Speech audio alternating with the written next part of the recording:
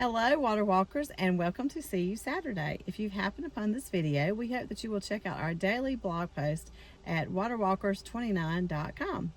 So this week I have been talking about fasting, just kind of end up the week with some thoughts.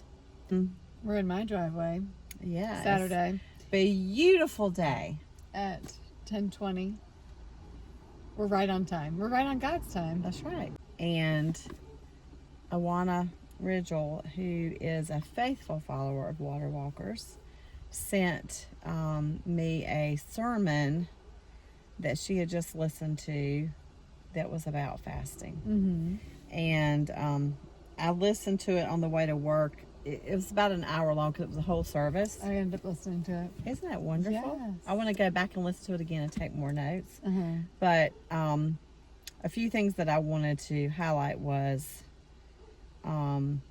that the kind of big takeaway was that fasting was about fasting from food and feasting on God.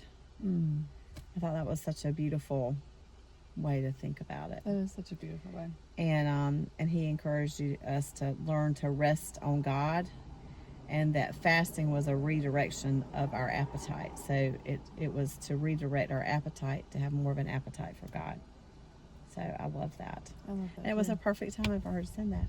Yes, to that this is week. perfect time. So And I wasn't sure what I was going to do for Lent, so I literally listened to it Wednesday.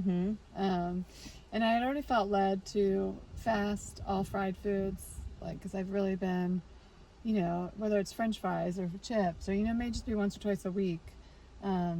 And it's not like I eat fried chicken or like other things like that a lot. So, but I just really feel like it's like a good comfort food. That, on a Friday night, if you're a stressful week, let me just go have a hamburger and French fries, And so I felt like that was something that I needed to break away from. But two, I've never really thought about fasting being a form of worship. right. Yeah. And just fully surrendering. Yeah. Like on Friday, you had talked about the prophetess, I believe her name is Anna, about how she fasted and prayed and stayed in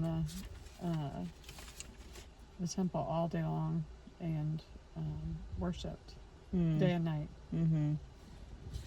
So I really haven't thought about it as being a form of worship.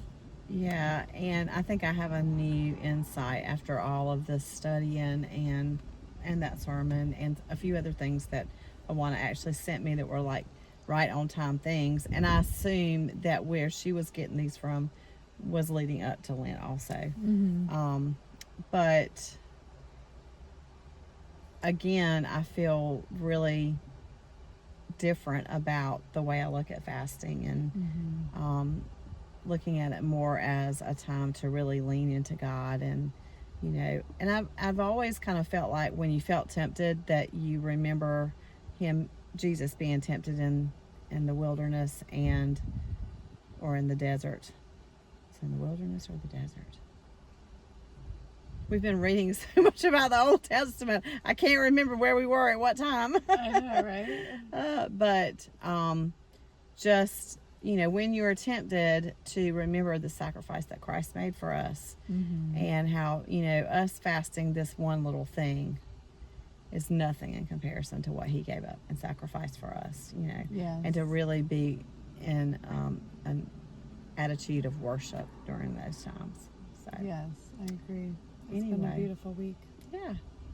So let's go walk on water.